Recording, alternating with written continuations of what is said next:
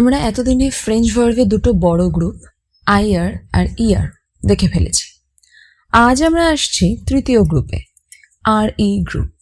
এটা খুব বড় কোনো চ্যাপ্টার না, তবে খুব দরকারি বাকিগুলোর মতোই, কারণ ফ্রেঞ্চে কিছু খুব কমন ভার্ভ এই গ্রুপের মধ্যেও কিন্তু পড়ে। তাহলে আর ই ভার্ভটা কি?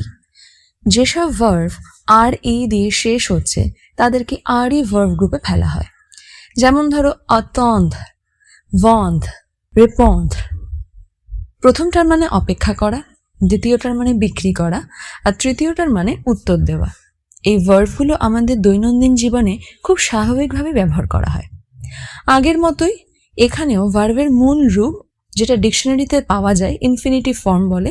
যেমন VENDRE, vendre, মানে যেটা একটু আগেই বললাম বিক্রি করা, সেটা থেকে কনজুগেট করার সময় এই ফর্মটা থেকে শুরু করছি।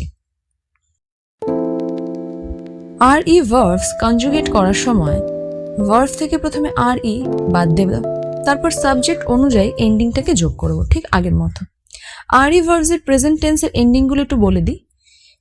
জো এস হবে, তু এস হবে, ইল এল কোনো এন্ডিং নেই, নু ONS হবে, ভু EZ হবে, ইল এল ENT হবে।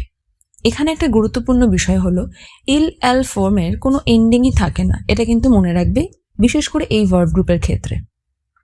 তাহলে এক্সাম্পল শুরু করছি। vendre, vendre ভার্ভটা দিয়ে দেখছি আর ই বাদ দিলে থাকে VEND, vend। এখন কনজুগেশনের সময় je vends, VENDS, আমি বিক্রি করি, tu vends, VENDS, তুমি বিক্রি করো, il elle vend, VEND, আগেই বলেছি ইল এলের সঙ্গে কোনো রকম এন্ডিং যোগ হয় না, সে বিক্রি করে। nous vendons, VENDONS, আমরা বিক্রি করি। vous vendez, VENDEZ, আপনারা বিক্রি করেন। il elle vend, VENDENT, তারা বিক্রি করে।